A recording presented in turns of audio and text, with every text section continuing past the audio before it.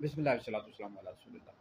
एक सवाल हमारे पास है कि क्या अपने घर पर ये जिस तरह शिये राफ़ज़ी अपने घर पर अलम झंडा काला झंडा लगाते हैं, ये लगा सकते हैं? नहीं, देखिए इस वाले से मेरा फ़तवा भी हो, फ़तवा इंशाअल्लाह सोशल मीडिया पर, व्हाट्सएप पर, दीगर जगहों पर शेयर कर दूँगा। देखिए शिये राफ़ज़ी जिस तरह अपने घरों पर काला झंडा लगाते हैं, बिल्कुल भी अहले सुन्नत के लोगों को लगाने की हरगिज़ भी इजाज़त नहीं, इससे बचना लाज़िम है। ये शियों की मुशाबत में आ जाता है। तो लोग ये अहले सुन्नत के लोग ये समझेंगे कि आप भी जो है ना शिये हैं, राफ़ज़ी हैं और आप भी उन जैसे हो गए, उनके अकीदे पर हो गए। तो अगरचे आपका अकीदा दुरुस्त है या आपकी नीयत दुरुस्त है, बाज़ औक़ात इस तरह वैसे ही लोग लगा देते हैं, इमाम हुसैन रज़ी अल्लाह तआला अन्हु का नाम लिख देते हैं या दीगर जो करबला के अफ़राद इनका नाम लिख देते हैं, होते अहले सुन्नत हैं, लेकिन चूँकि वो काला झंडा होता है, तो काला झंडा जो है ना शियों की मुशाबत में भी आ जाता है।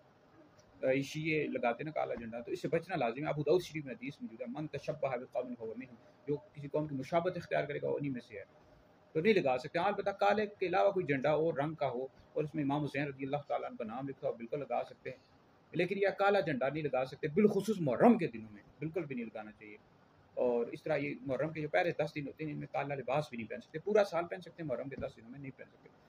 तो बाकी ये है कि पूरा साल ये जो काला झंडा होता है ना, शियों की मुशाबत में आ जाता है। ये काला झंडा बिल्कुल भी नहीं लगाएँ। हाँ, और कलर का हो, जिसमें इमाम हुसैन रज़ी अल्लाह तआला अन्हु का आपने नाम लिखा हो, बिल्कुल लगा सकते हैं। काला झंडा लगाने की हरगिज़ भी इजाज़त नहीं है।